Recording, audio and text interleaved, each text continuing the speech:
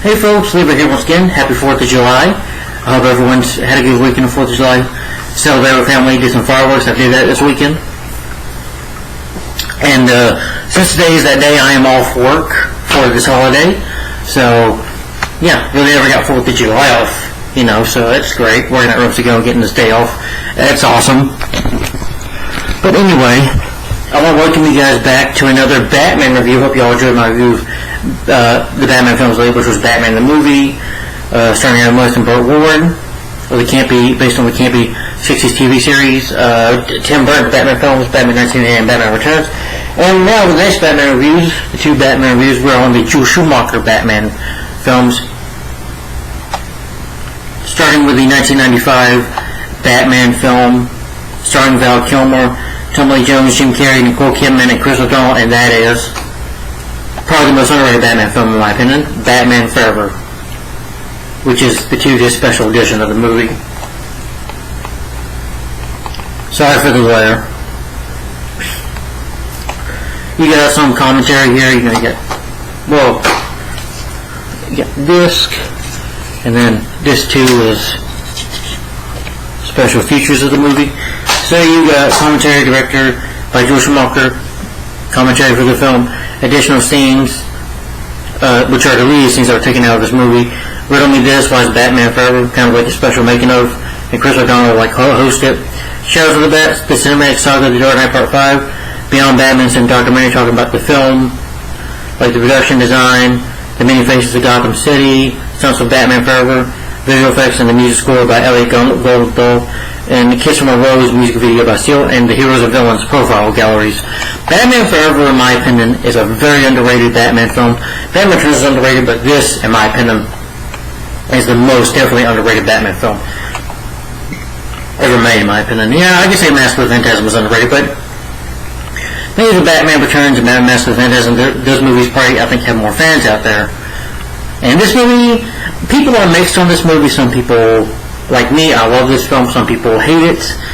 Some people think it's meh. Some people just completely trash this film because it's mixed with Batman and Robin, and I'm like, I don't think it deserves that.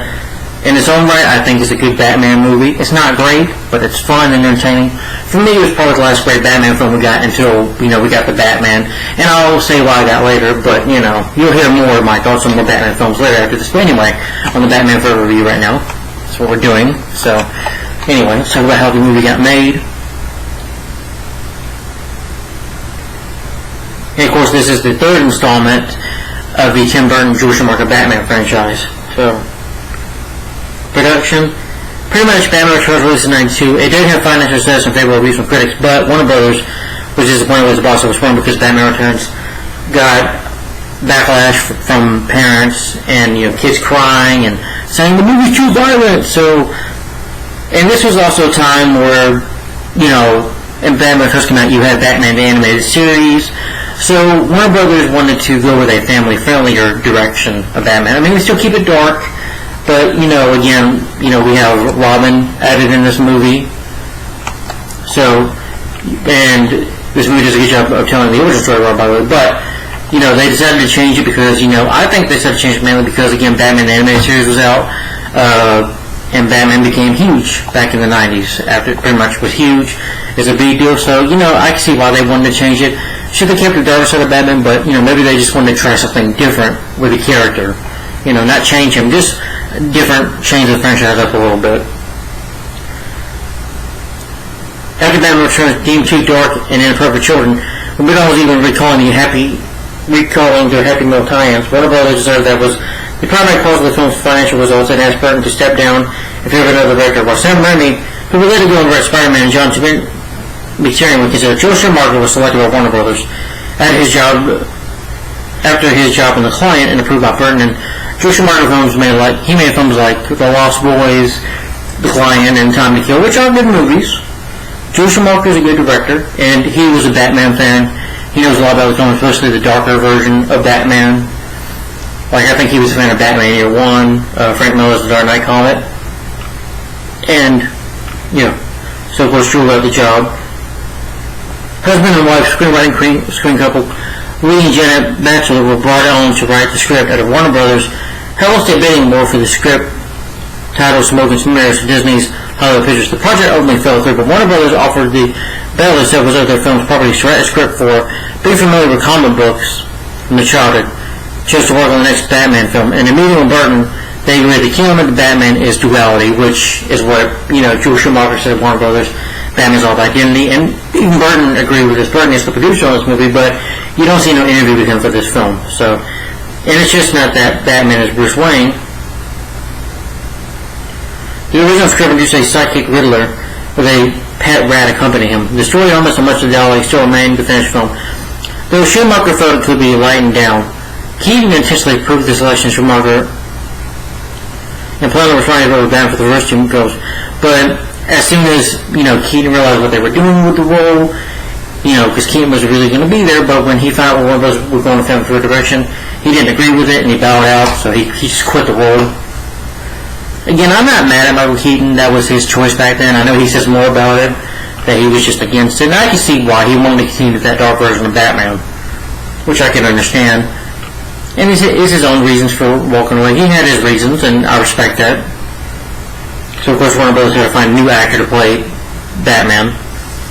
Warner Brothers rejected the idea. They wanted a sequel, not a prequel. Though Schumacher was able to include very brief events in Bruce Wayne's childhood with some events of the comics like The Dark Knight Returns. Everett Goldman, who worked with Schumacher and Client, was brought in to rewrite the script, believing the intentional idea of bringing the Scarecrow's villain with the Riddler and the turn of Catwoman.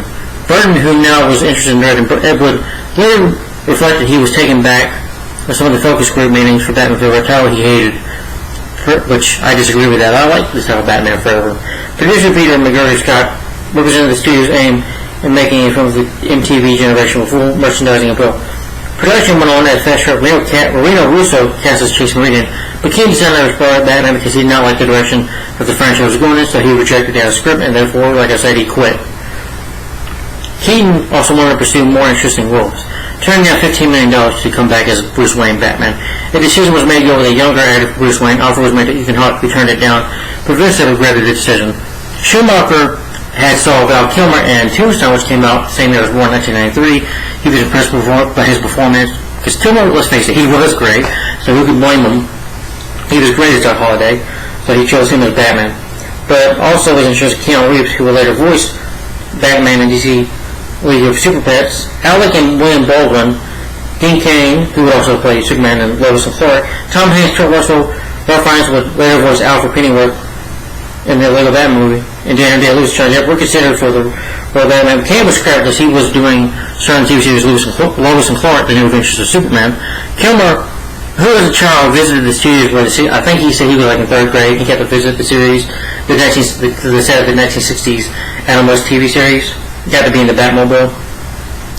At the time, Kilmer said that he had heard from his agent that there was casting calls for him to play Batman. In the meantime, he was visiting a Batcave after where he was contacted for his agent about the role, and so it's like it was destiny. Visiting the set when he was a child in the 60s and being in that Batcave in Africa. That's just like, it was just fated. Well, Kilmer's casting, Warner Brothers dropped Russo, considering her to be too well paired with Kilmer.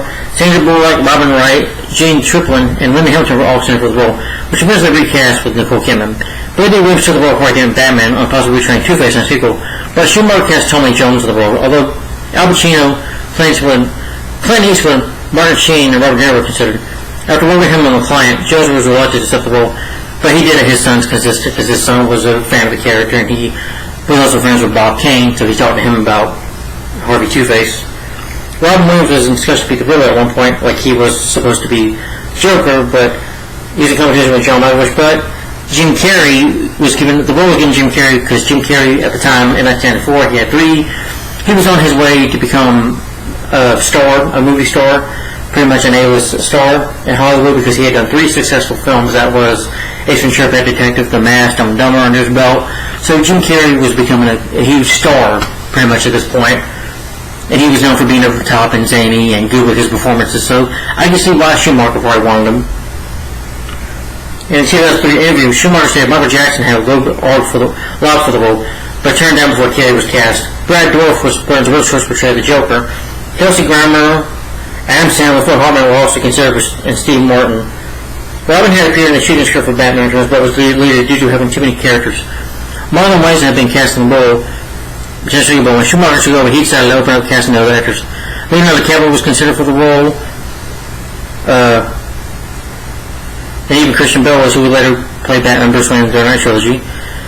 Although Chris O'Donnell was cast, and Mitch Gillespie was turned up, I think, because I think he had done TV or whatever, Chris was, maybe in some movies, but he said that he got a call from an agent, that he's going to come, that George chose him as Robin, and when Chris O'Donnell said that, well, I heard that they were going to cast somebody else, or other people, was like, they wanted me, he was confused about it, but eventually he got the part.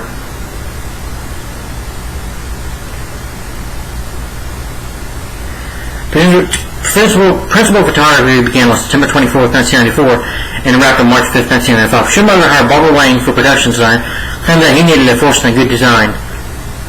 Schumacher wanted a design in no way connected to the previous films. Instead, inspired the images from the Batman comics seen in the 1940s and 50s. Schumacher had developed problems with Kilmer, whom he was charged in the possible will. Him and Kilmer had issues, and I think Val Kilmer said that it was hard wearing the bat suit because wearing the cape, he couldn't hear or move his head, barely. Reporting that he fought with various crewmen, refused to speak to Schumacher for 2 weeks after the director told him to stop being rude. Schumacher also mentioned that Tommy Lee Jones was a source of trouble. Jim Carrey was a gentleman and nice, but Tommy Lee Jones was threatened by him. I think at this time Jim Carrey, and you can definitely tell in Tommy Lee Jones' performance in here that he was trying to be like Jim Carrey, that he said something to Jim Carrey like, Carrey later acknowledged Jones was out front of him, telling him, upset, I hate you. I really don't like you. I can't sanction your buffoonery. So, maybe there were some issues there. I also think, because Jim Carrey had to use a lot of canes for the Riddler, I think he might have accidentally hit Tommy Lee Jones in the balls of one of them. So, but Carrey was good to work with, he said. Schumacher said Carrey came in every day professional, reading his lines and scripts, preparing for the role.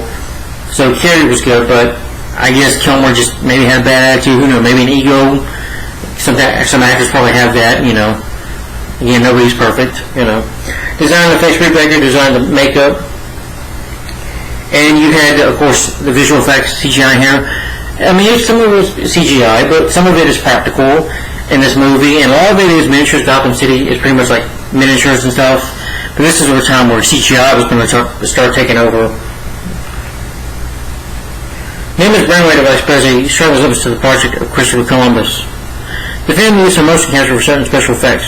Warner Bros. Acquired a motion capture for an arcade game for use in the film's production. So, and of course, the music score was changed. Everything about, since this was basically a sequel, but again, they were changing the franchise, everything is changed. Even the Batmobile is changed. The score is changed. The music you have by Elliot Goldenthal, who did the music score for this movie. He did the scores for Pet Sematary, Alien 3, Demolition Man, also Batman and Robin, I believe, A Time to Kill, so he's worked with Schumacher before. SWAT, and his score is definitely different, And of course you have songs in this here like Hold Me, Thrill Me, Kiss Me, Kill Me by U2, and Kiss from a Rose, The Flaming Lips, Bad Days, Method Man, Nick Cave, and some other soundtracks of the Batman Forever soundtrack, which I like the Batman Forever soundtrack. I like the music score more than Prince, but that's just me. For the film's release, for the marketing, you had McDonald's food, they had backups. Now, sad thing is though, guys, I can't show it, but I have. But when this movie came out, my parents got me the Batman cup from McDonald's. On these Batman classics, you had Batman himself, you had Batman, Two-Face, the Riddler, and Robin. But when I was working at when I worked at Google when I was a runner, I would see a couple times we had the Bat. We had some Batman Forever cups. There was a Two-Face one. I'm like, I really wanted to get those, but I never could. Because at the time, being a Google employee, I was not allowed to shop there. So, but McDonald's gave away Batman cups, McDonald's cups, and toys out for the movie. You had toy commercials for the film. It's alluding to us that Two-Face, and you would have the Riddler, and the Riddler will be in the McDonald's commercials. Six Flags had a ride, a stunt show, which you could probably find here on YouTube. And you did have some video games, which I'll mention. Yeah. But just to show you, these are some of the Batman Forever cups right here. Yep. Which I'm sorry I can't show you my Batman cup, because it's probably in storage. So. Then you have Batman Forever, the video game on NSC, Sega Genesis. And in the gameplay, the player plays, you can play either as Batman or Robin, but I heard this game was terrible. But there is also a fighting game mode called, where the player can play as Batman or Robin, or any of the enemies found throughout the game, fighting Two-Face's man, fighting Two-Face himself, or the Riddler. Some gadgets. Batman and Robin together, they can't harm each other, although they share credits. Another mode, however, Batman and Robin can attack each other, but still need to look out for enemies and have credit counts. So, but I've never played a game before, and I believe there was an arcade game for Batman Forever. I think you have Batman Forever Serial as well. Maybe, I'm not really sure. But for the arcade game, you take on the role of either Batman or Robin. Players can punch, kick, or use combination attacks to defeat waves of enemies.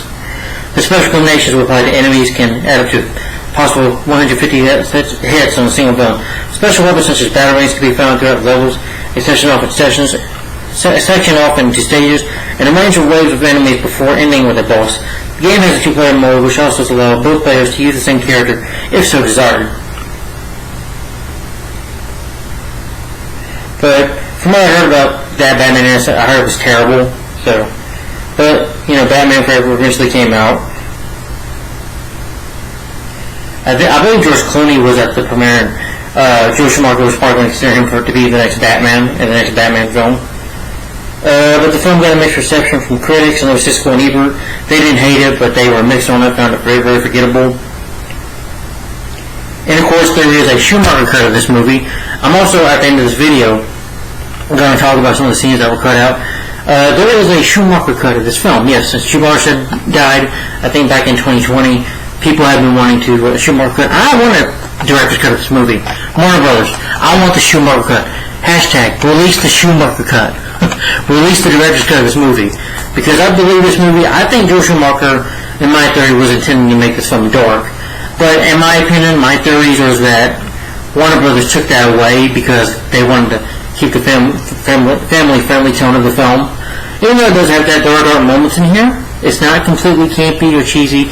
Batman does not, do a bat dance or whatever. He's still dark in here. So, and the film does have some sexual endo between Batman and Chase Meridian. So, Schumacher does keep it in here for some of the adults. And there were scenes that were cut to the film, I guess doing test screenings. There were photographs from scenes from the movie which you can see.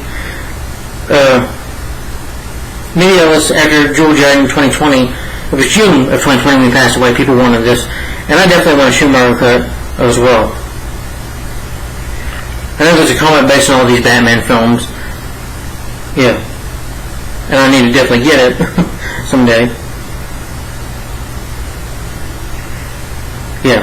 But there are a lot of scenes that were cut out of this film that could make it darker. But anyway, also I'm wanting that later, so now I just want to describe the plot synopsis of what Batman Forever is about. Is at this time, Batman, played by Val Kilmer, faces off against two foes. The horribly scarred District Attorney Harvey Dent, aka Two-Face, who in this film, Two-Face was Harvey Dent, District Attorney Harvey Dent. He was Gotham City's District Attorney, very much a DA who was high up in Gotham City, high in the ranks, but he was the ally of Batman. He was friends with Batman, until Boss Maroni throws acid on his face and scars him, and he kind of becomes a schizophrenic. So when the left side is scarred, he flips a coin. Two-Face usually flips a coin whether or not to kill his victims. So that's how he makes a decision. And in this movie, his goal is to kill Batman to get revenge. And Batman Forever is basically a revenge story anyway. But anyway, and the Riddler, who is a discriminal expert and Enterprises named Edward Nygma, who, of course, is obsessed with Bruce Wayne, wants to be Bruce Wayne. But in the movie, they decide to team up, and he unleashes a brain-sucking weapon known as the Box, that when energized, people watch TV, it's taking their brain cells, kind of, and energizing it into the Riddler's brain. So he's sucking, the brainwaves out of Gothamites. And of course, Captain Crusader also has to deal with his tortured memory of his parents. He also has a new romance change Meridian, and eventually he is a new sidekick. We get the origin story of Dick Grayson, who eventually becomes Robin, and the two of them have to team up at the end, to defeat Riddler and Two-Face for good. So that's Batman Forever and the plot in a nutshell for you.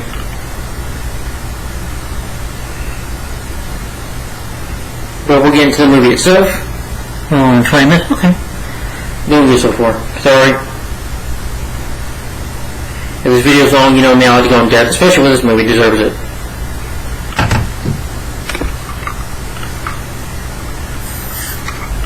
Oh, yeah, this sure just kind of reminds me of Batman Forever.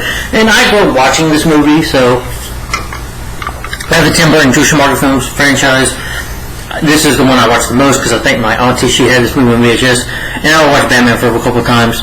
The only scene I ever skipped was when Riddler was screaming at the end. That scared me as a kid when he did that. And I would skip through it because it terrified me. So, yeah. But Batman Forever for me is nostalgia, and I still enjoy the movie for what it is. But anyway, let's get into Batman Forever. So the movie opens up with the title sequences, like the Bat logo, dun dun dun dun dun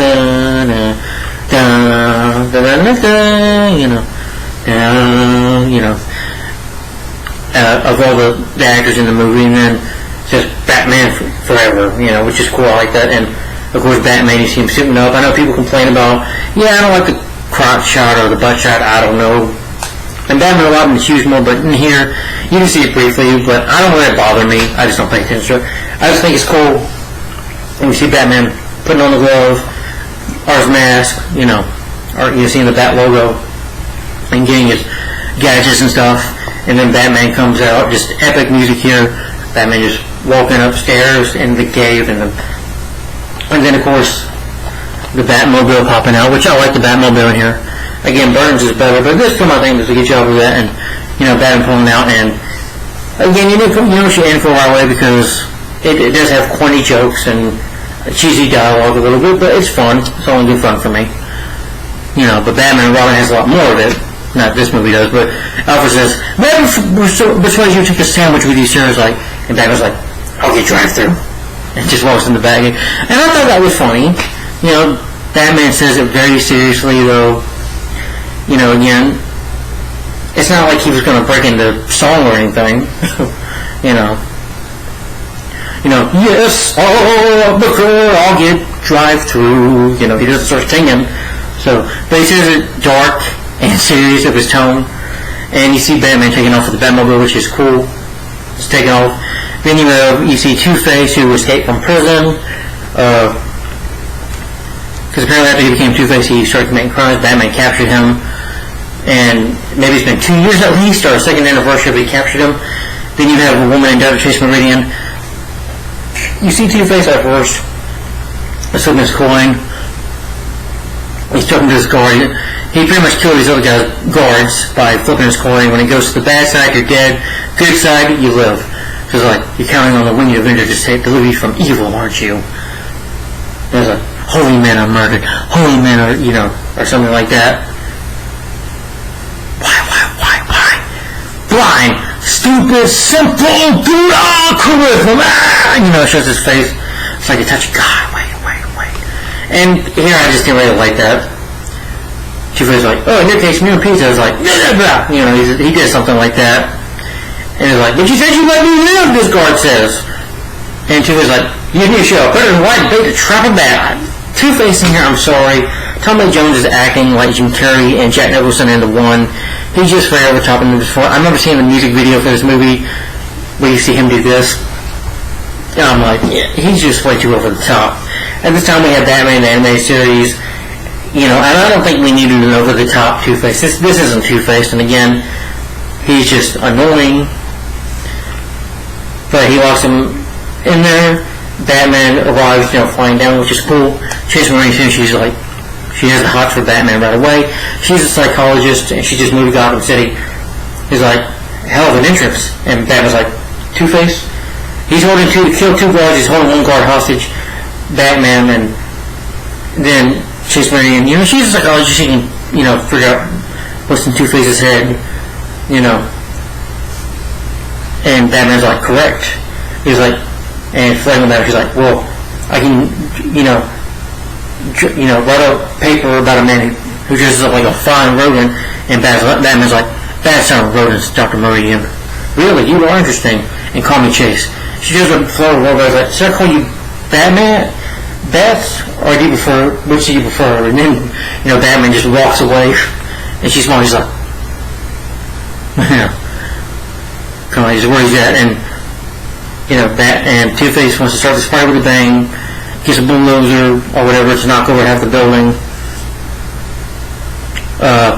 He's like, boys, kill the Bat, and I do like the way the Two-Faces man, they wear masks that resemble red and black, and they start shooting, at the elevator because Batman's coming, and then Batman jumps down, Two-Face runs away, and Batman's able to get fisticuffs. One of them tries to tackle Batman, but throws the guy down. Batman does a few kicks, and one of them, he has this gadget where he shoots at one of the men, and it shocks him, and one of them tries to grab it, and Batman is able to get another gadget and tie one guy down, and then he gives a few kicks to the bad guys. And then one guy, he's got these knives on his hands or whatever, tries to tap Batman, and Batman's like, and before Batman just moves over, he's like, falls over, Batman catches him, and then he grabs him, and he throws him to the electric guy, and then Batman runs, finds the guard, he's like, Batman jumps into the vault, and the guard's like, it's a trap, and locks up and realizes that it's acid. Well, Batman tries to hold on as the helicopter is taking off. And, Two-Face is saying over the top lines like, you my boy, dead, we were the same acid, or today, or whatever. Again, annoying. You get the acid coming out, Batman and the guard have to keep up just to get away from the acid. Batman's like, let me borrow. He's like, hey, that's my hearing aid. He's like, thanks. And Batman's able to use it to walk out of there. And the guy drops his glasses like, oh, my glasses, oh, I'm dying. I didn't finally go on that, but it's pretty funny, but he's only in the mood for 10 minutes at least. And then Batman and him get out. Batman's able to tie the chain up on a rope, on a back grapple, shoots the back grapple over, tied up. He's like, tells the guy, before he cuts, he's like, burns it, he's like, hang on. He's like, hang on. And Batman shoots it, and the guy goes out, gets to safety. And Chase Marine sees that Batman's still on the helicopter, on the chain. Batman's just holding on for dear life. And Two-Face, well, I might as well call him Joe, but yeah, like him. But anyway, Two-Face decides to run to a building and kill Batman. Batman's able to survive it eventually, even though he thinks Batman's dead. Batman, because Batman's got to escape, he's like, oh, and then Two-Face kills one of his men, and he's trying to escape. Batman shows he's like, you need help, Harvey, get up, and then Harvey kicks him. There's more into that conversation in the deleted scene, but anyway, Two-Face kicks Batman. Batman's just hanging on to the side of the helicopter. Eventually, Two-Face is able to get to the... Even though it's Gotham City, it's a statue, it looks like the Statue of Liberty.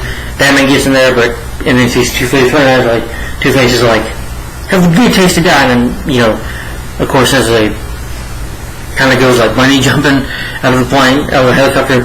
Batman jumps out just in time before it hits that statue and blows up, and you see him coming out of the water,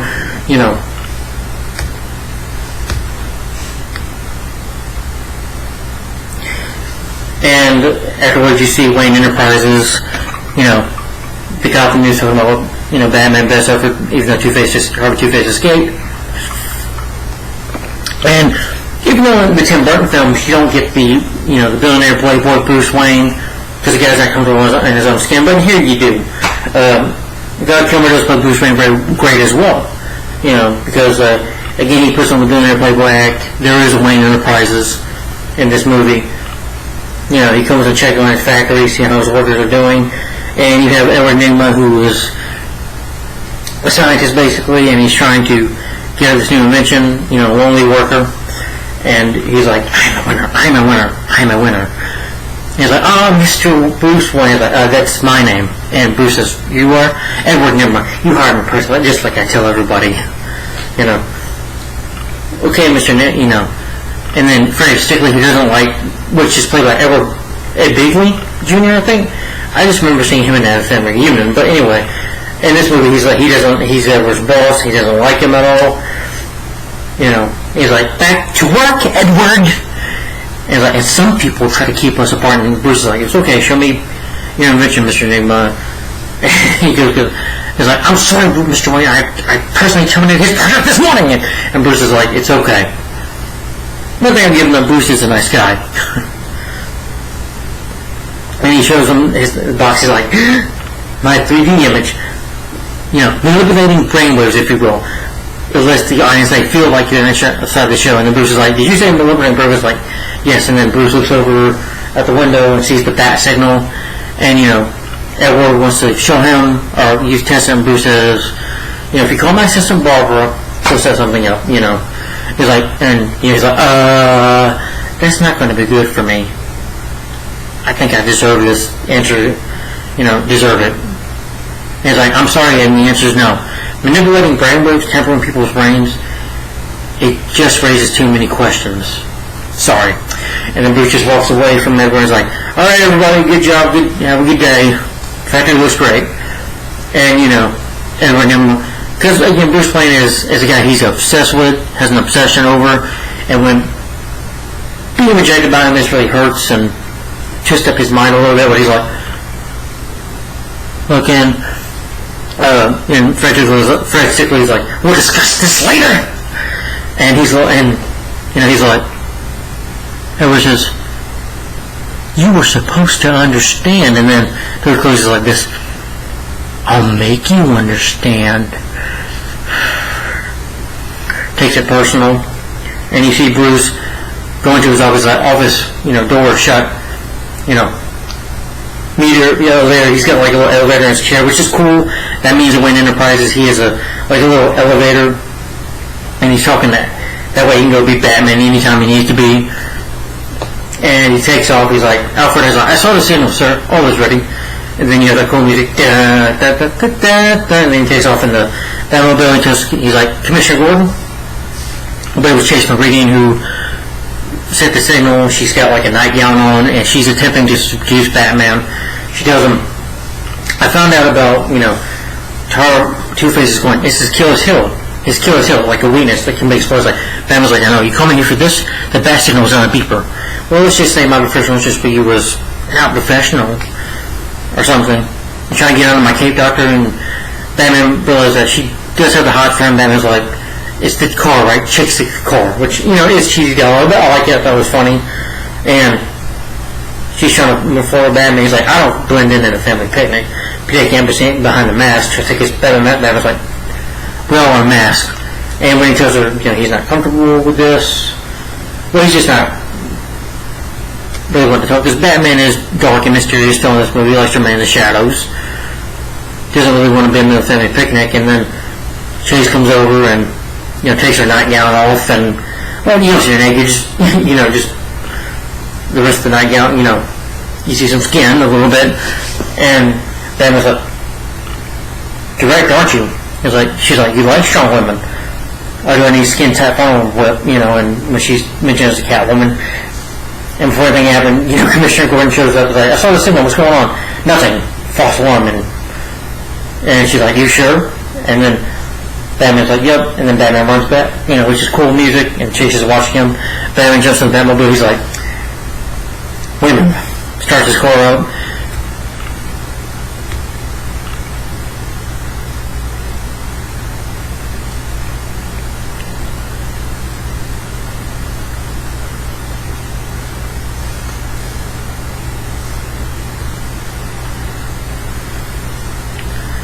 But Enigma is working more, and then Fred is like, what the hell is going on here? This project has been terminated this morning. And I'm calling security, and Edward Newman knocks him out. Caffeine will kill you, and pretty much ties him up in a chair, is going to test his subject on him. And it works. He's like, then when you touch that switch, and which one? This? Turns it on. He's like, no power. So he powers it more up. Jim Carrey just, being over the top. He's like, Edward, come on down. You're the next contestant on Brain Drain. I'm a genius. Several geniuses. He's like, Fred. We don't need this, Fred, baby. What comes to power? What is something to you but nothing to anybody else? You're mine, baby.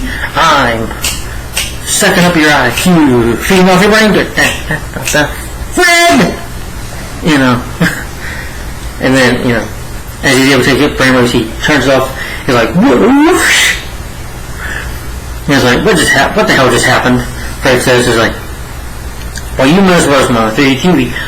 I was able to take your brain cells and transfer them to me. He's like, Bruce, I was right. You manipulating toad. You were insane. And I'm like, you are fired. You're going to go to jail for this. And as he's talking, Ed just grabs him and pushes him out the window because there's a waterfall out there. He's like, Ed, babe, you are fired. After he's terminated, Edward kills him. And he's like, surf's up, big kahuna. Ooh. Nice landing, but a little rough on the form. He may have to serve for their blunt. My work raises too many questions, Mr. Wing. I was like, why doesn't anybody put you in your place? And then Bruce is watching TV about Harvey and his face getting blown off, and Alfred gets a call from Wayne Enterprises tells Bruce that there's been an accident. They investigate with the cops, and they see a video of Fred Stigley just running out and saying a suicide note. Everyone is convinced, even Gordon, but Bruce is suspicious about it. You have, Edward and Emma crying about it. Just pretending. I was like, he was like a cousin, my brother, visit us all the time. Can't come here and crib. It's just funny. But then after, because that was suicide, Bruce is not convinced. Still suspicious about it. He gets a riddle saying, and it says, if you look at the numbers on my face, you can find 13 any place, and the answer is a clock. And it's like, and Maggie, his assistant, is like, who would send you a riddle, Bruce? It's like, that Maggie is the riddle. And then you have, Edward Newman who quit working at Wayne Enterprises, quit his job there, moving into an apartment, trying to figure out what to do for him, next for himself. That song by Bad Flaming Lips playing, you hate your boss at your job, but in your dreams you can blow his head off. In your dreams, show no mercy. He's making another riddle. Goes, rides his bike to the little motorcycle, not a motorcycle, but kind of like a little scooter, riding it over to Wayne Manor. See you soon. And then drives away.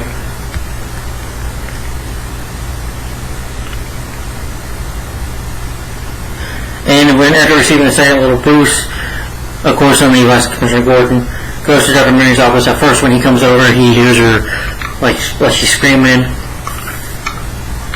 And like as always, he thinks that she's in trouble. The door's locked, and Bruce kicks it down, and you see that she's just using a punching bag. He's like, "I'm Bruce Wayne. I have an appointment." It's like, "Good, then you can inform about any of the door. I'm sorry, I thought that you were in trouble." And she tells him about the riddles. And Dr. Marie says that the guy has pretty much a wacko. He's has an obsession with you. Probably, Bruce decides that, to kill you. And she shows him this. She shows Bruce this. It's like this Indian doll, or whatever. I can't really describe it, but it protects you from your nightmares. That Bruce, of course, has of his parents. She's like, "You look so sad. Do you want one?" He's like. And he flirts with her. He's like, "Doctor, I really like you go to this close." She's like, "Excuse me?" And the zoologist, "Tell me, doctor, do you like the circus?" And so they go to the circus for charity.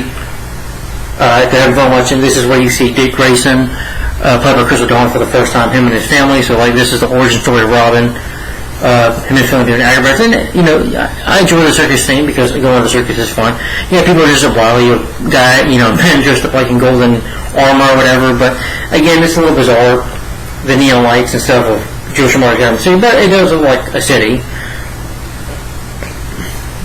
But as they're there, Bruce tries to talk to her, Dr. Williams. I was like, so are you interested in going to rock climbing? I was like, well, I'll just mess up. I was like, that's fast. She just moved here. What you can say, he just kind of, just came down and was like, bang. She's just turned Batman.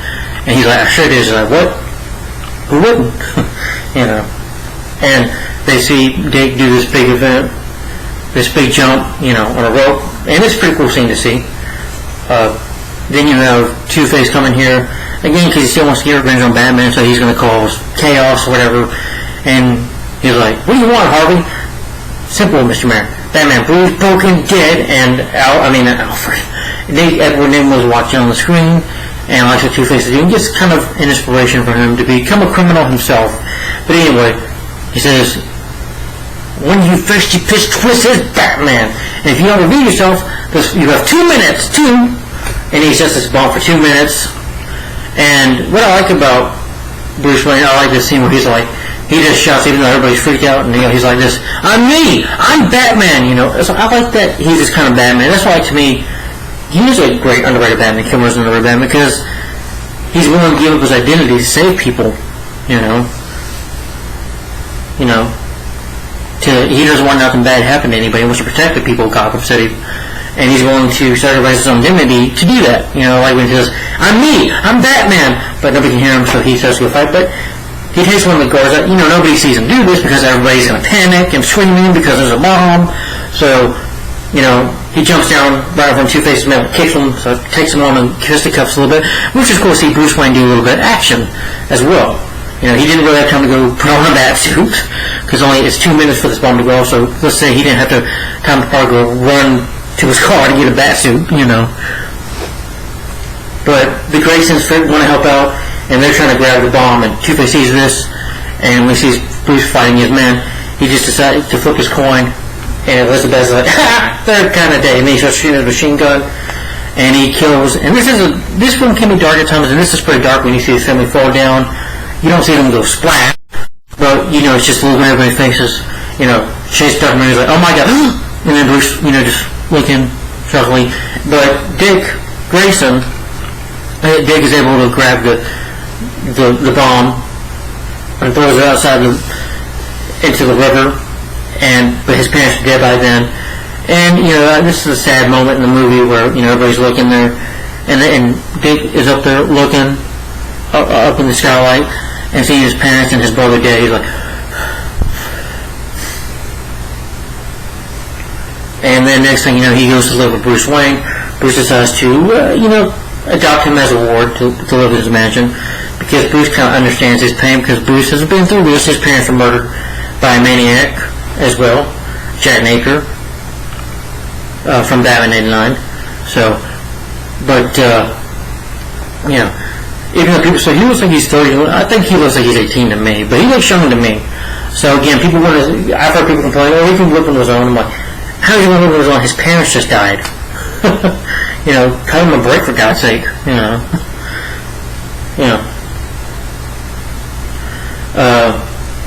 But Dick comes in, meets Alfred. He's like, "Hello, young Master Grayson. I'm Alfred." I was like, "How you doing, Al?" He's like, "Okay, you can tell that cop that I want to see charities and stuff, so I'm out of here." Bruce is like, "Excuse me," at first, and then Alfred's like, you need to go talk to him. Bruce goes talks to Dick. He's like, where are you going? The circus will be headed out of town. I was like, I'm not going to the circus. My goal is Two-Face. I'm going to find him. I'm going to kill him. And then he tells him, killing Two-Face won't take the pain away. Believe me, I know. I was like, and I like it that he's got his helmet's made out of a robin. But Bruce, he tells Dick, well, once you fill her up, and a gas station right here for miles.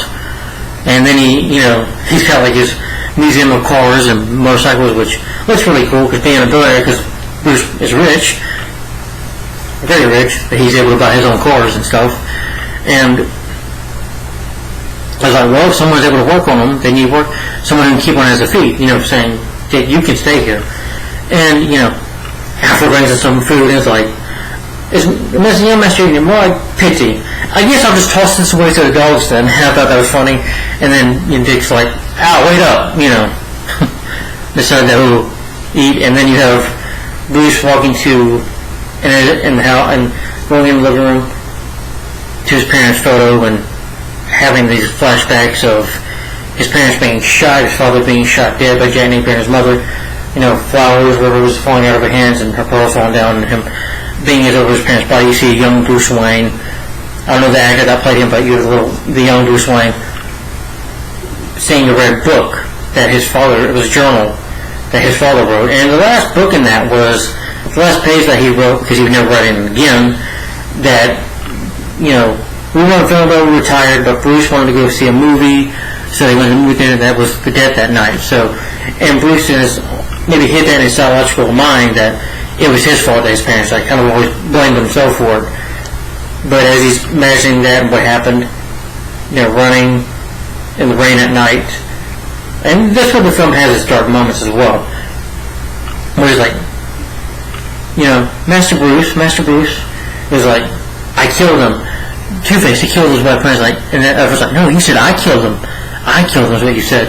And then, he just looks outside, sees the bat signal, and then Alfred Bruce tells Alfred, take care of the kid, will you? Yes, sir. And, Dick is just looking outside, very sad and angry and vengeful, and, I was like, may I help you pack, Mr. Dick? It was just a Robin. It was like, my brother was wireboard once when I guess were doing an acrobatic stunt, and he basically flew in to save his brother. But not flew, but saved his brother. His dad says that, I flew in like a Robin. My dad said I was here, I was like, you are here. I was like, some hero I turned out to be. And he's like, he takes his acrobatic suit, which looks like a Robin, by the way, gives it to Alfred's like, Alfred, throw this away, won't you? I'll just put it here. He's like, Alfred tells these encouraging words to him, to Dick, saying, broken wings mend in time, heal in time, pretty much. I promise one day Robin will fly again. I promise. And then you see Batman in the Batmobile, and looking on his screen, and Two-Face's men are chasing him, and Two-Face pretends to be like an old person, a homeless person, and reveals himself, pulls out a missile, shoots it. Batman's able to push a button on the bat signal, on the Batmobile, the car to move, and kills his own men. And they're chasing and they're shooting, and Two-Face gets in the car, they're shooting at Batman trying to kill him, but I guess the Batmobile is pretty much bulletproof. So Batman comes to an end, so he's able to move the car up, because again, Batman is a techno-whiz as well, good at creating his gadgets. That's how he fights crime, because he has no superpowers. But, using it, and the car goes up. I know people complain about this, but I like this. He gets a bat grapple to come out of the Batmobile, shoots out, and it goes, and it rolls around to go around. Batman's able to get the car to go up, and this is the scene where the Batmobile drives up a wall, and I like that. I think that's cool. I know people complain about it, but I like it because it goes over the top. Well, again, it's a movie, it's fantasy, it's a comic book movie, so you can be over the top a little bit like that because it's fantasy, it's not real.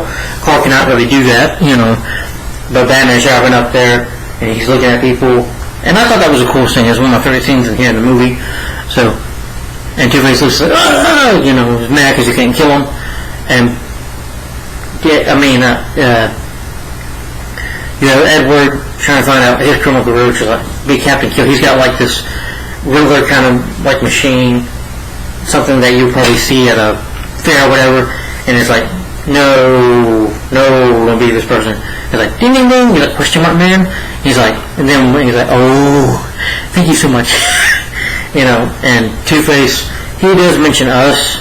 He tells his girlfriends, who are played by Debbie Mazur and Drew Barrymore, Sugar and Spice, I was like, the bat refused to expire. It's driving us insane. When he means us, he kind of, him and his split personality. And I like Two-Face's letter, though, because it describes him, because he's a schizo and split personality.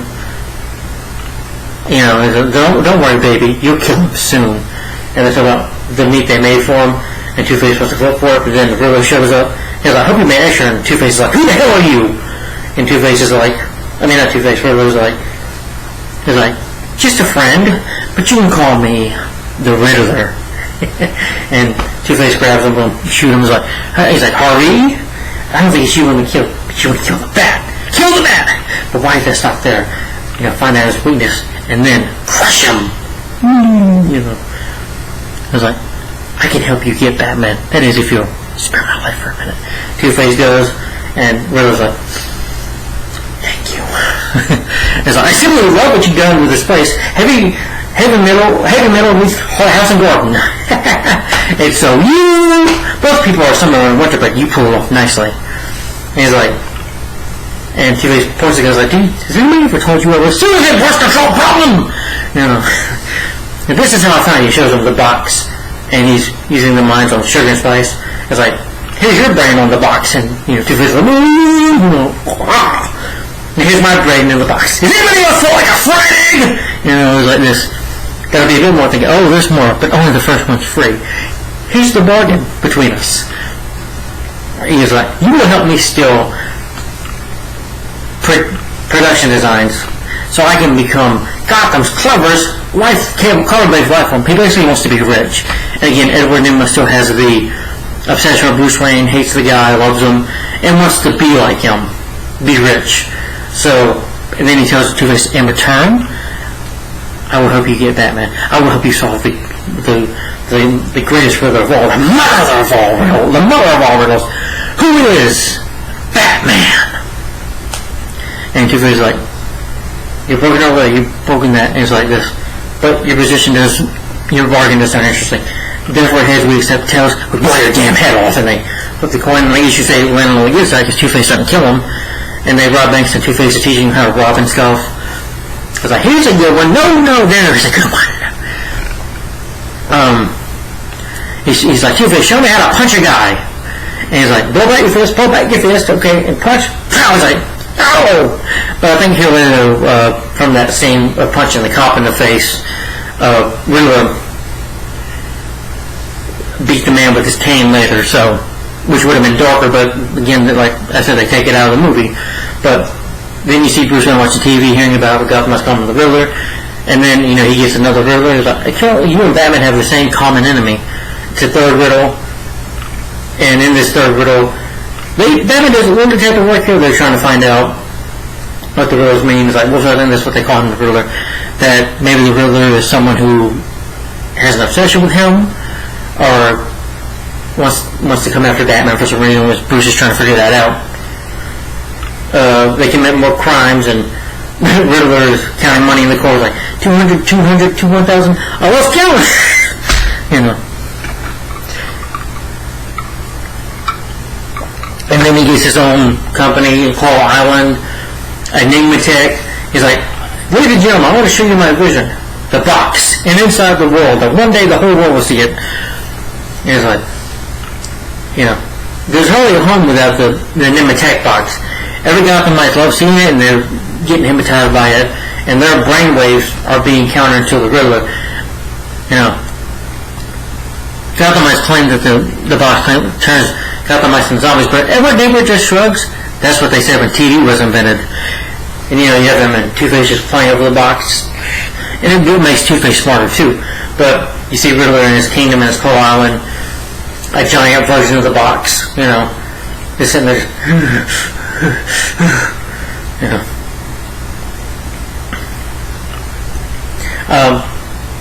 Dick is also suspicious of a door which leads to the Batcave. He asks Alfred about it, but he's like, and then Alfred tells him, you know, Mr. Wayne's closet, which stinks really bad, so you don't want to go in there. But Dick's like, up here, Al, just checking, young man. He goes in that door, and, you know, being an acrobat, there's a cool moment, like, now, he jumps in there, does some moves, because again, he's an acrobat, so he can do that. And he's like, intruder and caller, and then he realizes Bruce is Batman, says hi to Alfred, and Bruce is having a conversation with Dr. Meridian about his repressed memories as a child, what happened. You know, it comes back and he's like, Bruce, you're repressing your memories. And she does a little psychology on Bruce Wayne, and when she realized how much she is in with Batman, he's like, I think I'll leave it to you. And I was like, okay, I found Batman fascinating, because she has like these pictures of Batman and stuff.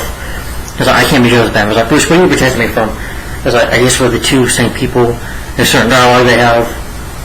There's like rage, anger, depression, darker side of Bruce Wayne has a bit of a dark side to him, and she finds that fascinating. They share a kiss for a minute until Alfred calls, and he's like, it's cool because he's got like a phone on his watch, talking to Alfred. He's like, kind of busy here, Alfred. And he's like, I'm sorry to interrupt, sir. Master Dick, I'm afraid, has left. Did he run away? No, he just went, he took the car, sir. The Jaguar, no, sir, the other car. This car, the Harley, he's like, no, sir. And then I thought this was funny. Alfred's like, no, sir, the other car. And you see him just driving in the Batmobile. He's like, yeah, woo! Just him having fun. And he's like, hey, my little chick friends, and these girls see him and they think he's Batman. Like, that's Batboy. Like, what are you talking about? And then Don the Dragon Boatman, who I heard the wrestler, is in this movie as a gang leader, and the gang kidnaps the score, and Dick goes to Sabre's like, hey, let her go. And Don Dragon was like, who the hell are you? And he's like, I'm Batman. They just like, I just forgot my suit, alright? And then they, Don Dragon wants to collapse his hand, game with his hand, they attack, but Dick is able to handle him off, because I think because being acrobat, he might be able to fight a little bit, and that's a cool scene where he's fighting them and doing these kick moves and stuff, until Don Dragon listens, game leader says to fight him himself, and then he kills him a few kicks, takes him out, and then this girl's like, didn't Dan always kiss the girl? And then Dick kisses her, and he's like, I definitely can get into the superhero gig. And then he blow whistles, and then all these men come after him. They see Batman, the Joker's like, Joker, it's just Batman! And they all run. And it's like, bastard! If it wasn't your fault, because he starts punching and kicking, hitting Batman. It's like, it's your fault. It's like, if Bruce Wayne would have given his life to your parents, he would have.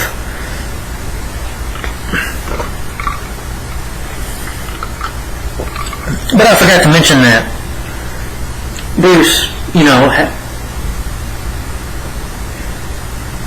like Keaton, though, Val Kilmer does have those eyes as Batman, and doesn't have to have a over-the-top throat cancer voice. Just his eyes, his movements. He's a very intimidating, a very scary Batman, just like Keaton, in my opinion. I would definitely run away from him if I saw him. I would definitely fear him, just by looking at him. But they go talk to the Batcave. Dick says, even when I was fighting with Measure, I was fighting Two-Face, like, Bruce, Bruce tells him that, your parents were killed by me. And Bruce is like, Dick, yes they were. Yes they were. We're the same. We're the same. Bruce helped me. Is like, you still gotta make choices. Like, well, my choice is Two-Face. It's like, Bruce, I'm a part of this regulation. So he refuses to train him or anything, or to be his partner. I guess training that. But Danger, he just wants him to kind of forget about it and move on. Maybe go to college to help him out.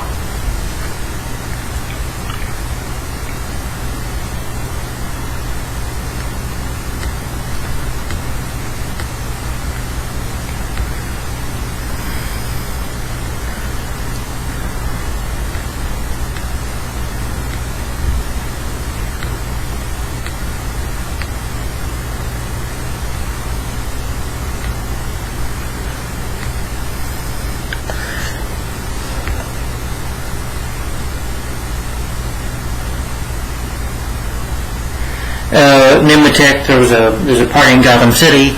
You see, again, Edward Nygma wanting to be like Bruce Wayne, having a nice suit and dressing nicely. It's like, they're trying to talk to him, like, are you going to sell out Wayne Enterprises? They try to talk to Bruce about it. Yes, Bruce. The person wondering what would it be outclassed, outdone, and generally outdone, and everyone's like, hey, Edward, and shakes hands. And Drew Barrymore, Spike, Sugar is there. And she's like to Bruce, you can call me anything you want. And then when Jim, but Edward sees Nicole sees chasing me, like, flirts with her, gives kisses her hands, like, he dances with her, but he shows them that of how his holograms go, and Bruce and Chase are watching it as well. They're impressed, but Bruce asks him about, like, you want to try my machine? Just say so. I like when Bruce has his glasses on, and Edward just puts glasses on too. But then he says to have a dance with Chase Meridian, and meanwhile, Bruce is curious about how the device works, the box works, wants to know how to turn it off and turn it on, until, Sure shows, like, let's say he was like, oh, thanks. And then he goes facing himself, knowing that Bruce Wayne won't resist. He just wants to get in Bruce's head, and he goes in there. Sheriff puts like an extra one in, and then the box goes off and messes with Bruce's head. And relax, Mr. Wayne. Show me your deepest, darkest fear. And he goes into the head of the bat, thus discovering his own secret. But meanwhile, it starts when Two-Face shows up and starts, shoots the box harder down or whatever.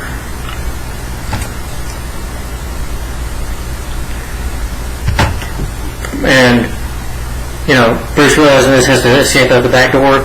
I know people complain about that as well, about him jumping down the stairway, but I thought that was cool. And again, it's a movie.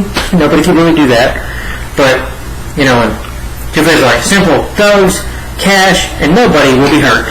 And I was like, oh, how are you doing this, Two-Face? You're ruining my party. I was like, we're not being patient. We're tired of waiting to deliver the Batman Day boys. Like, patience how we want them dead. And nothing ways with the Batman like a little murder and mayhem. He's like, we could have capered, we could have swindled this thanks to the previous movie rights.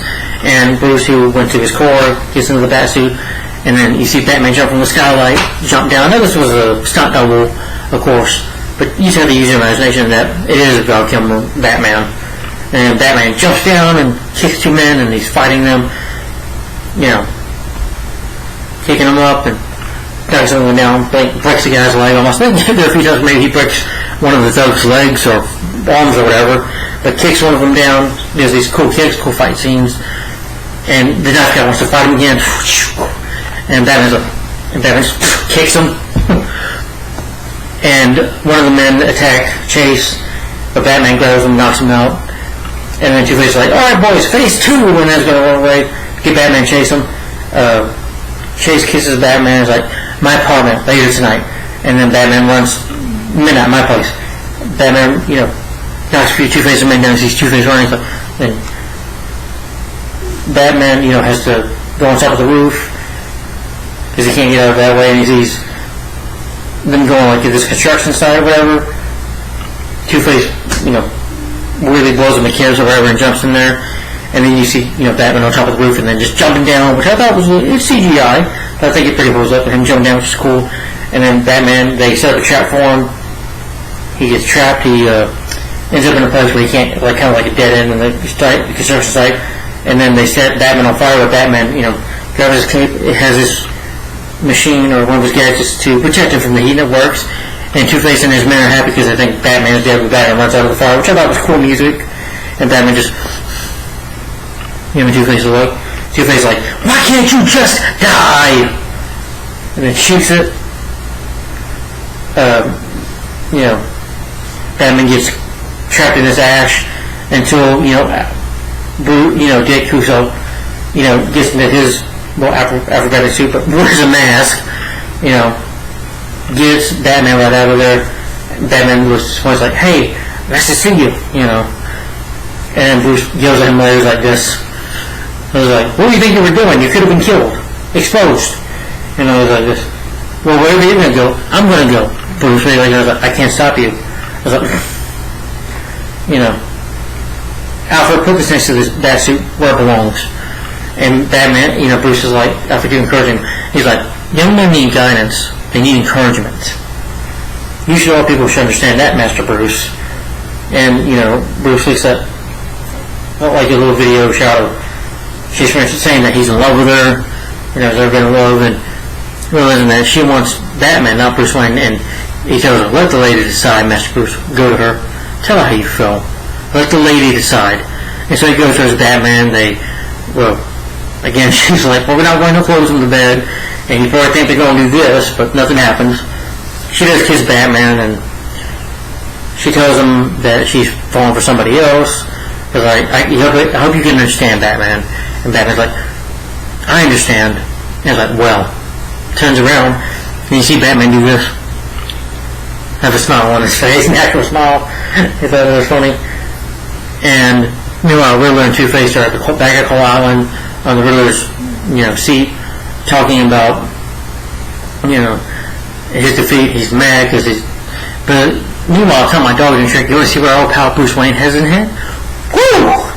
And they shoot it, and it was like, and they see it badly. Then they realize that they just discovered that Bruce Wayne is Batman. You know, look at this. What kind of a man has bats on the brain? And I was like, okay, you can say it. You're a genius. Oh. You know.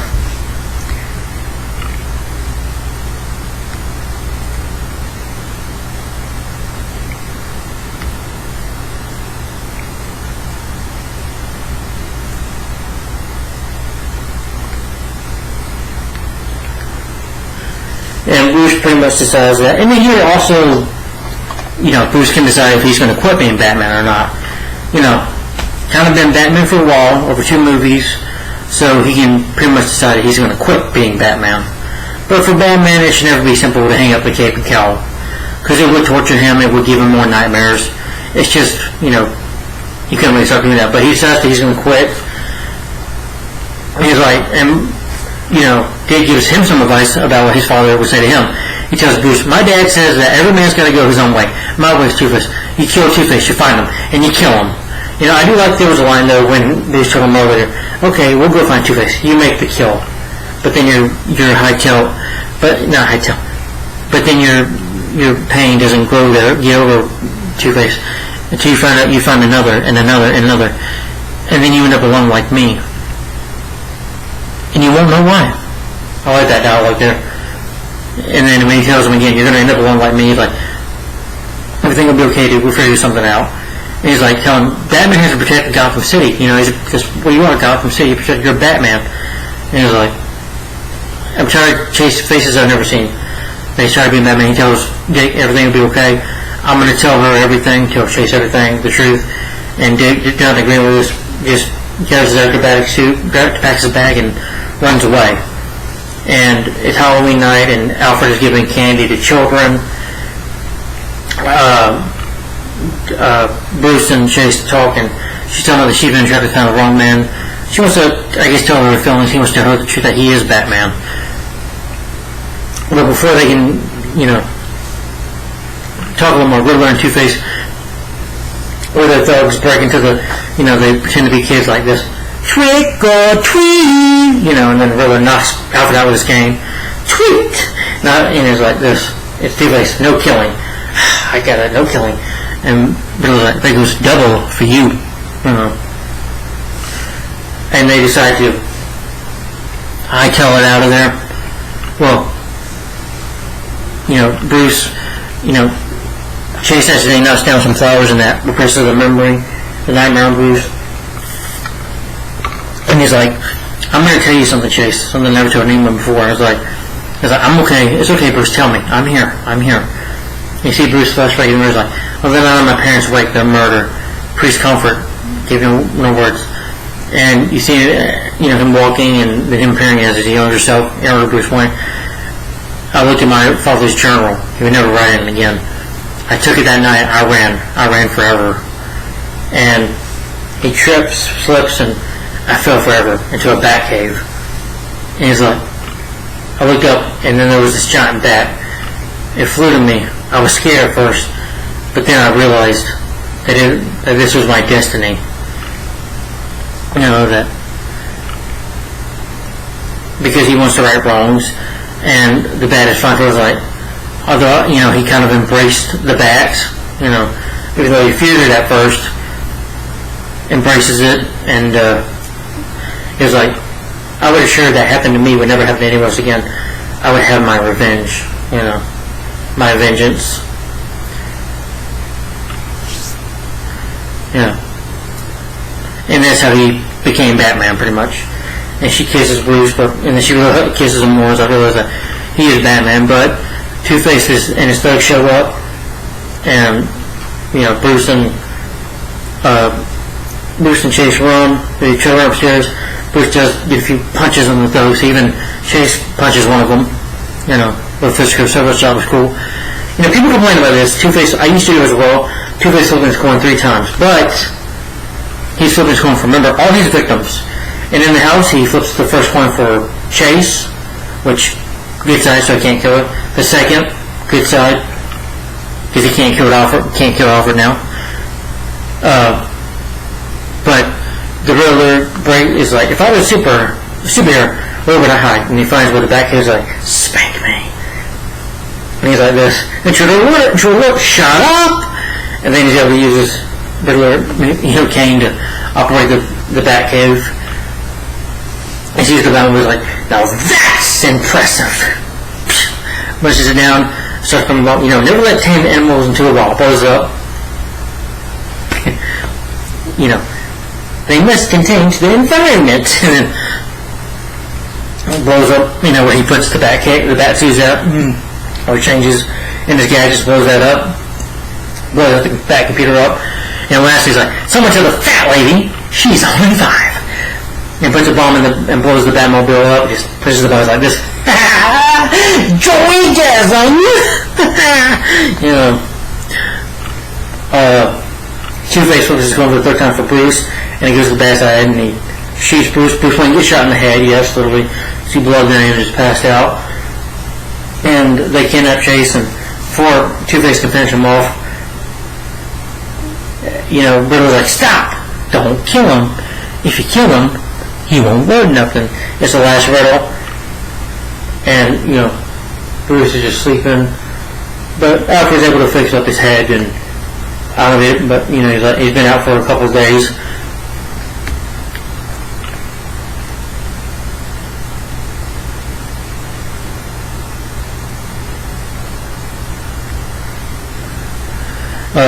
Bruce wakes up, he's like, Master Bruce, how are you feeling, man? You haven't told me that in a long time. I know. Old habits die hard.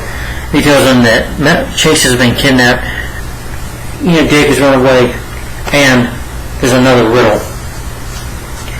And Bruce is able to solve the riddles. He does more detective work. They're able to find out letters of the 4 little words, the alphabets, A, E, I, O, and U. I would find out with these numbers. There's a 13, a 1, an 8, and a 5. And he's able to find out it's, the letters of mystery. And what's another word for mystery? Enigma. And Bruce is like, enigma. And we're enigma. And finding out, because Riddler would do something like that for Batman, always would give him riddles to solve his clues, and Batman usually finds it out, but that's what the Riddler does, And then realizing it's our enigma, Bruce goes to, he's like, have all the Batsuits been destroyed? It was all set to the sonar suit, Master Bruce. But your potential is like, and he's fantastic in that, so he puts out sonar suit, which is probably my favorite Batsuits, and he's like, what do you suggest, Alfred? By sea or by air? And Dick comes in, and his Robin suit is like, why not both? And the Robin suit, who looks better here than it does in Batman and Robin, walks down.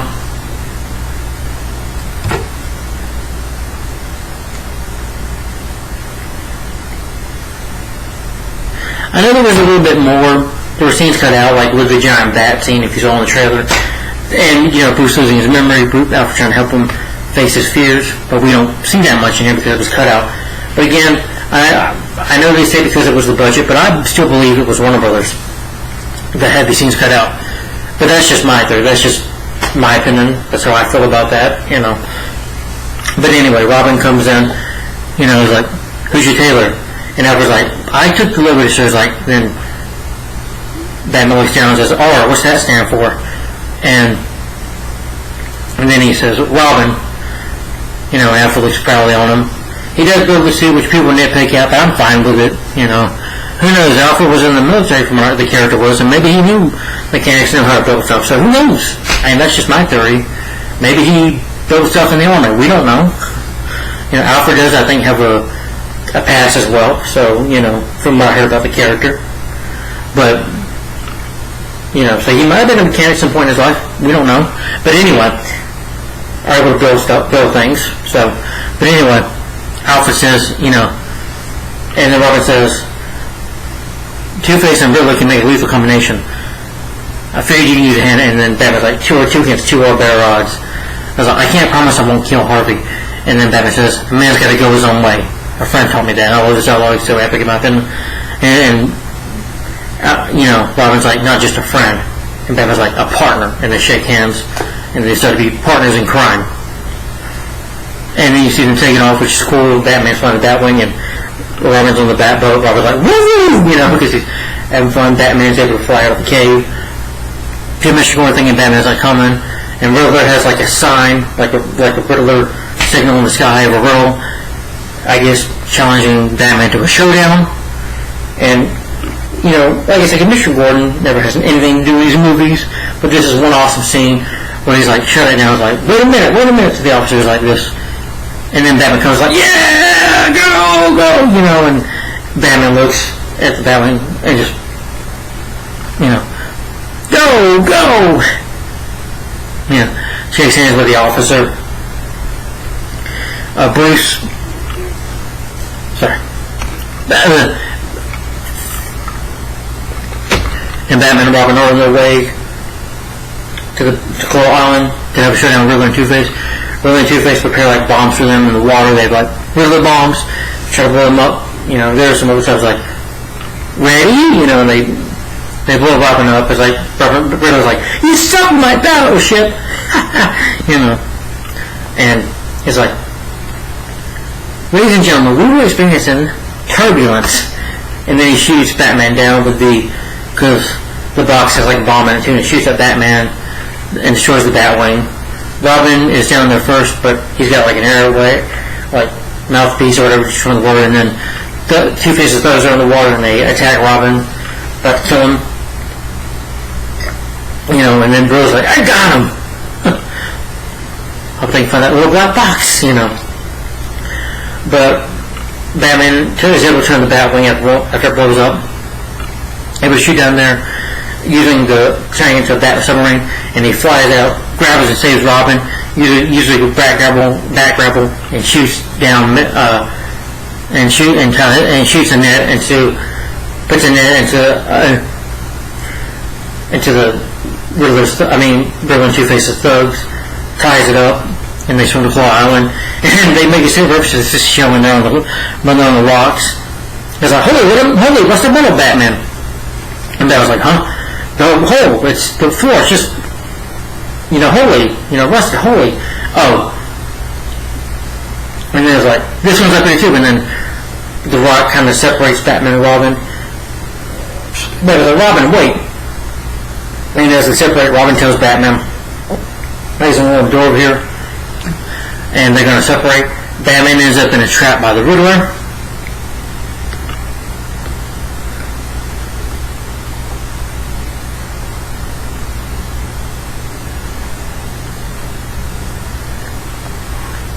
Robin ends up running into Two-Face, like, looking for us, and then, you know, Robin kicks him.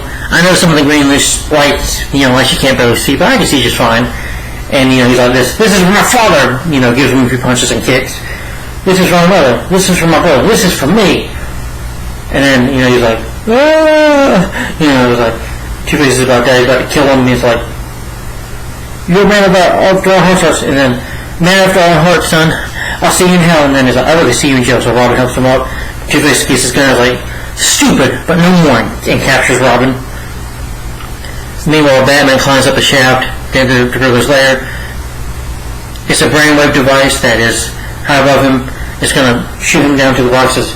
Batman realizes that it's going down, and he's able to shoot all these bat rockets off his boots to fly him up there to catch up on the chain. And it rides him up there to the Riddler. And Riddler's like, you see him, you know, in a new suit, this white suit. Sorry. He's like, we don't need this, we don't need that.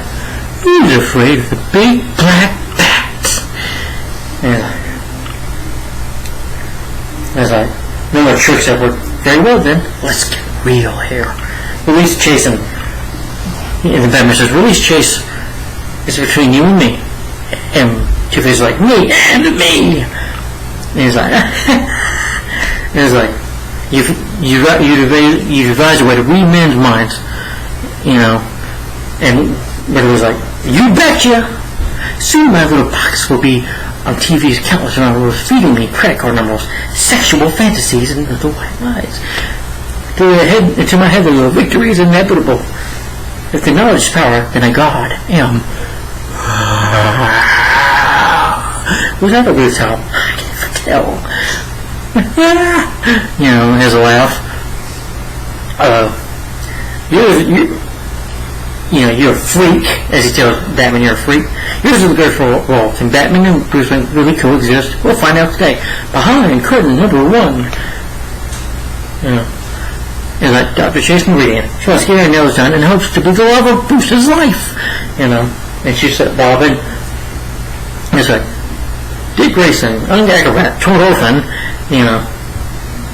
Batman's fat man's one and only sidekick, and he enjoys this and that, and also one day being bare naked with a girl, and Two-Face goes, but in Batman, who was smart, as ever was, he can't give them, this is just a game, a death trap, because Batman does tell him, there's no way for me to save them or myself. This is all one giant death trap. Judges, I'm sorry, your answer must be a wrong question, but thank you for playing. There's no person about to kill them, but Batman distracts, comes up with a strategy to outsmart Riddler by, outsmarting him with a riddle. He's like, wait, I have a riddle for you. He's like, for me? Really? Tell me. And Riddler sits down just to listen, and Batman's like, I see without seeing. To me, darkness is as clear as daylight. When am I? Oh, please, you're as blind as a bat. And Batman's like, exactly. He gets a battering. He was a blind himself. Shoots it out there, and really, she's too late. It shows the box, which will drain his brain of all the Gotham lights, and destroy his brain. Two-Face and Shuriken and Spikes just run. Shuriken and Spikes don't get caught. It's either that they were caught or they just escape Gotham City for good. But anyway, Two-Face runs down, and Riddler's like, screaming, when the machine gets those,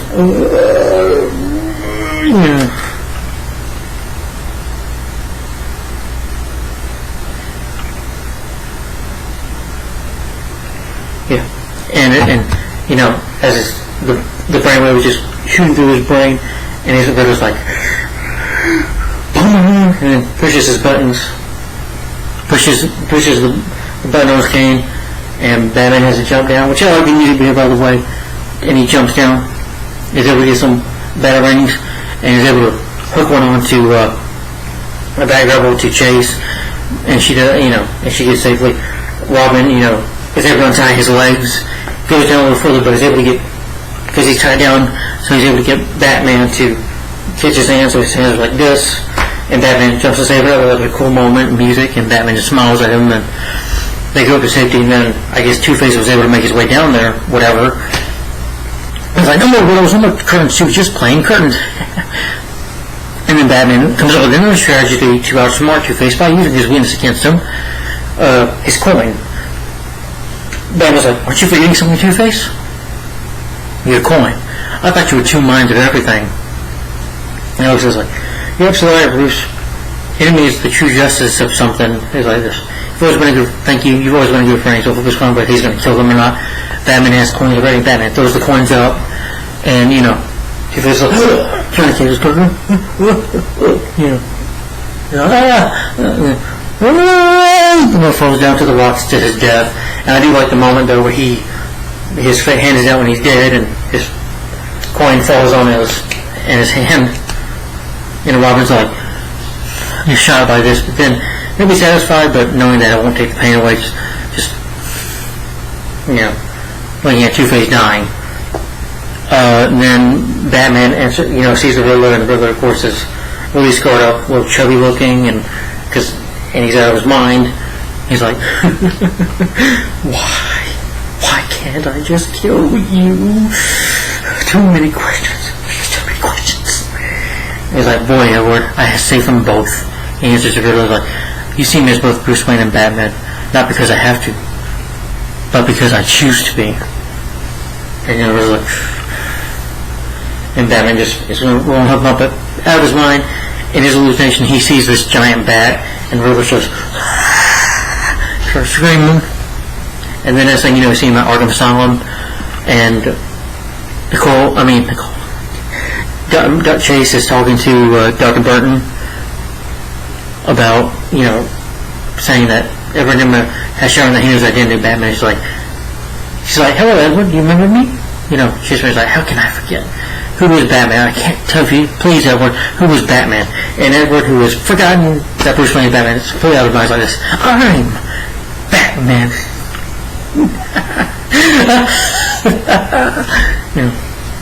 And she tells him that he's a complete wacko. Tells Bruce that your secret is safe. And he's like, I don't need this Indian doll anymore. Thank you for giving me a new dream. You can see that he will line up about this, but I like at the end though that he finds out that Batman is who he is.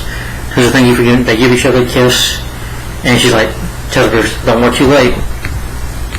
And then you have just have that good music by Ellen Goldwyn, and Batman and Robin running toward the screen from away back behind the bat signal. Yeah, the ending here. And then just running to go fight crime. Alright, and that's Batman Forever. So, before I give my final opinion on it, I want to talk about some of these scenes I wanted to talk about.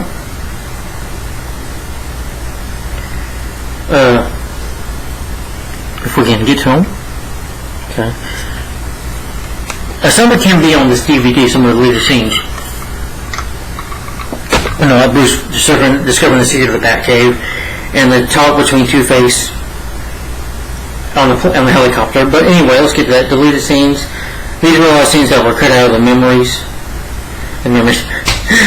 Because again, the budget, or like I said, because Warner Bros. Wanted to keep it family friendly. But Two-Face kills an Arkham City guard and writes, "The Bat must die" on the blood. Dr. Byrne, which we saw. The escape of Two-Face from Arkham Asylum, which you could have seen more. Extended sequence, I think, he might have been running out of there. Extended sequence featuring conversation with Bruce and Alfred as he flies through the tunnel connecting Wayne and the President of the Batcave. I remember seeing that. Extended moments dialogue alternates, takes all throughout the bank robbery helicopter scenes. Extended Batman Two-Face helicopter fight, which you see on the DVD here in the special edition.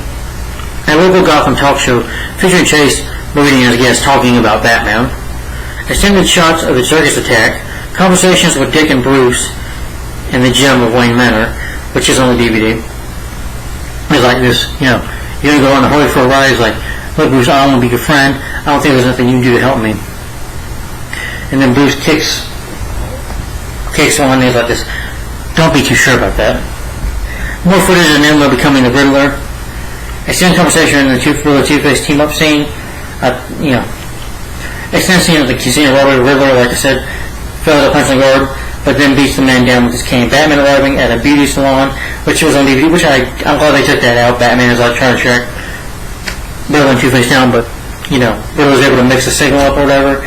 Batman ends up as like, you need a haircut, Batman, and, that was just weird. I'm like, I don't need that. Development of the Nimbutech building on Coral Island, where you see pictures of, Nigma, like riding a golf cart, like a car or whatever, or, Found about Riddler Two-Face robberies. This features the footage of Nigma visiting the site and the box press conference. The scene that features a conversation between Two-Face, Riddler, and Sugar and Spice as they take a hit from the box. I think it was in the comic book, with them talking. Extended scenes of Alfred and Bruce examining the Nimbutech box. More detective work probably. We could have got more of that. Extended moments of the Batman-Dick-Allied conversation. Extended shots of Bruce, Dick, Chase at the Risk Gotham party. Other extended party shots, dialogue as well. Extended scene with Bruce in the Batcave after the subway battle. Extended scenes of one of the Riddler talking to Two-Face reading the paper. Extended Wayne Manor raid sequence featuring Bruce and Chase fighting Two-Face and his thugs. They didn't mention that there was a lot of unused footage of Jim Carrey's performance in the Batcave scene, and every take was so different. A lot of it was incredibly funny. He said that he didn't understand the final edit of the scene because all the best parts were taken out. And a scene where the Riddler knocks Chase out by jiggling with some type of drug. I've seen like a picture of it or in the comic where he drugs her.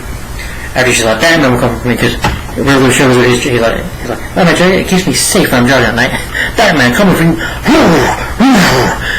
I'm not counting on it. Nap time, gorgeous. Relation of the Red Book. Subplot. Extended fight scene between this is where Bruce is Robert goes, we go find the secret in the Batcave, sir, and Bruce goes, checks it out, and reading about the movie theater and him, the parents want to stay home, blames himself, and then the bat flies down, and this is where, you see the scene from the trailer where the bat's to him, and you can imagine that theme from Elliot Goldenthal playing, and him just kind of like embracing becoming Batman. He's like, Master Bruce, like, no, not Bruce, Alfred, I'm Batman.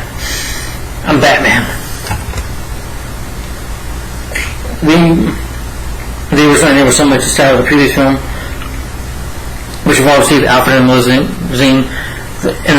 the camera tracking upward the cityscape, and a scene where when Bruce, in the limousine where Alfred, I think, is driving Miss Chase home, and she's like, "Does it ever end, Alfred? In this lifetime, madam?" No. Alfred replies, "No, Dr. Meridian, not in this lifetime." The bad sun shines on the night sky, and Batman and Robin are sitting on a giant gargoyle looking over the city. This scene was Kilmer and O'Donnell were shot in front of a blue screen. Yeah. But, there was a lot of scenes, I think, cut out of this movie. Which, again, it sucks, because I really think we deserve a Schumacher cut of this movie. But anyway, let me give my final opinion on this movie. We're nearly done with this review. Alright, almost done here, folks. 2:36, okay. So anyway, I need to hurry up and get done. But anyway, Batman Forever, I love this movie. So underrated in my opinion. It's fun, it's entertaining, it's two minds everything. It is family friendly, but it's not like the 60s show. It is not compared to that. It does have dark moments, like I said, Bruce, Dick Grayson's parents, we see them die, which was dark, and, Bruce's past, which I thought had dark moments in it. But then with Two-Face and the gorilla being over top, those are the camping moments, and then, the sexual endo between, Nicole Kidman, who I think she's the hottest she's ever looked, in a movie.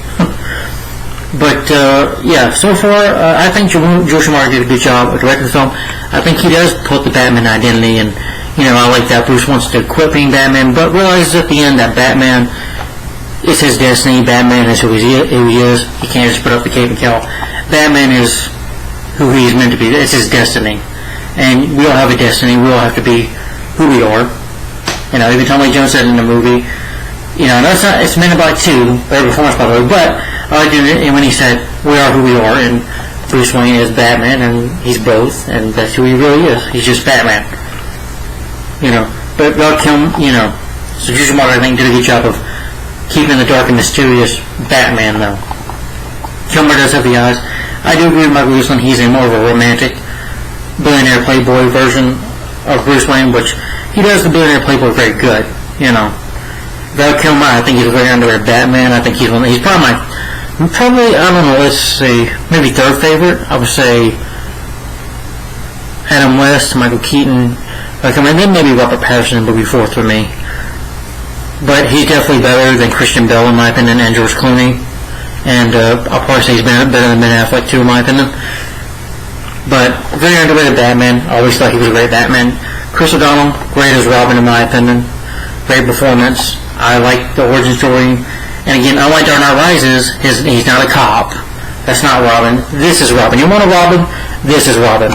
Even though, he's Robin in third act, and he does drop the bat ski boat, fight some bad guys as Dick, which is cool. And he does save the people from the surge on the bomb, which is cool. But, he does need Batman's help and gets captured. But in the sequel, Batman and Robin, you do see him do more cool stuff, able to handle himself more. But, Chase Meridian, she's great. I thought Nicole Kidman did a good job. Now, people complain about her, you can say, she's a psychologist, but she's gorgeous. And I think her chemistry with Bruce, goes, because a lot of women probably have the hots for Batman, if you think about it. I do like Jim Carrey as a Riddler. He's great in my opinion. I think the story, I think, is pretty good. I like that it's a revenge story. I like the cinematography, the acting, fight scenes, editing. No shade him, but it's really good. And good fight scenes as well. Not the best looking yet, not the best action ever, but when it's there, it's good. And Batman and Fisticuffs, I wish we got a little more of it, but despite that, though, they keep the dark and mysterious version of Batman pretty good. The The special effects, the design of Gotham City. Yes, Neon Lights. Burn the Verb back to State Gotham City is better looking, but this city I like as well. I know it's got statues and weird looking ones, but again, it's a comic book, and it does feel like you're taken into another world, It feels like a comic book movie. It's 121 minutes long, about 2 hours, but it doesn't feel like it because it's at a good pace. And, for me, it's very underrated in my opinion, the most underrated Batman movie ever made. I think he's fun and entertaining. Now, problems, I don't like Two-Face in this movie. Yeah. I'm sorry. I hate Tommy Lee Jones' Two-Face. He's annoying. He's the Joker in this movie. Or trying to be Jim Carrey, and he's just awful. He's annoying. I just find him very irritating. Jim Carrey works because Jim Carrey is over the top and saying he does very well at it. It's a talent he's always had. He did it I'm sure he did it in Sonic the Hedgehog too, and it works because Jim Carrey is funny. He's hilarious. Tommy Lee Jones, you're a good actor. He in Fugitive, he's great. U.S. Marshals, he's been great in a lot of other movies as well. But here, I'm sorry, you just don't work. You needed to be more darker, more serious, I will say the makeup and stuff is good for his face. The makeup and all that stuff does look good. And the suit he wears looks good. But that's it. Oh, the performance is terrible. And another issue I have an issue with all the scenes being cut out. I think you needed this film to be a bit more darker. I hate that they cut out a scene of the giant bat. I think you needed to add more scenes in there. Yeah. And again, this film can be over the top at times, but it's family friendly. But I don't mind Saoirse Ronan doing it. It works for me because, hey, I'm a man. I love a beautiful woman like this, so I think it works. And the movie, some of the music can be a little weird at times, but I like it. With Batman, I think you can make it like that. And I like the score I like going with it, and I love the Batmobile. The Batmobile is cool. Probably maybe my third favorite Batmobile. But those are my issues with it. Just Tommy Lee Jones that I hate the most. And I hate that we got some scenes cut out of the movie. I think you needed more darker scenes to keep in. But my problem is Warner Brothers, one of the issues with the movie is Warner Brothers, I think, just took those scenes out, if you ask me. I think they had a little involvement of touching and stuff because I think they wanted to keep the family version of Batman and didn't want the dark moments in because, we need the money, But nonetheless, Batman Forever was successful at the box office. It did, on its budget, was $100 million and $336.6 million worldwide. So it was successful. And it made more money than Batman Returns. You also have Pat Hingle coming back. Again, Commissioner Gordon's a problem here. Gordon, despite that cool moment at the end, he has nothing to do, no relationship with Batman whatsoever, no friendship between them. Gordon is just here to be here. Alfred, does help out. I like that he's able to encourage, Dick Grayson to become Robin. He's kind of like the voice of reason between, Bruce and Alfred. And some of the other actors are good. I like the, special effects, the design, and the running time is good, and the music score. So I think I've pretty much narrowed down everything about this movie. But again, release the Schumacher cut, please. We need it for Batman Forever. Batman Forever is another great Batman classic in my opinion. And it's cool if some people, if you don't like it, that's fine. If you hate it, to each his own. We agree to disagree, but I love this movie. I always defend it. It's a movie I would say it's two minds of everything, and it's really underrated. I do think there's a darker version of this movie. If we get it on HBO Max, I'd rather have it on DVD. Have the Snyder Cut on DVD. Why can't we have a Schumacher Cut on DVD, Blu-ray, whatever? Warner Brothers released the Schumacher Cut. Batman Forever, awesome in my opinion, underrated classic. But I love Batman Forever. My rating for this film is 4 out of 5 stars, and a thumbs up for Batman Forever. And guys, tell me in the comments down below, what is your opinion on Batman Forever? Do you like it? Do you hate it? Let me know in the comments down below. What is your opinion on this movie? Don't be afraid to say what you think of it. Again, we agree to disagree. If you hate it, that's fine. To each his own. But I prefer this. I'd rather watch this than the Christopher Nolan films. But that's just me personally. That's my opinion. Whether you like it or not, it's my opinion. My channel. So, don't like it, you don't have to watch anymore. But anyway, the next Batman review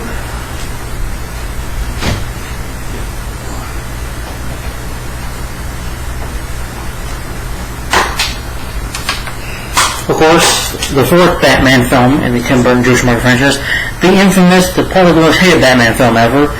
Even though I like this movie for what it is, but I'll get into that, and that will be in my next review, Batman and Robin.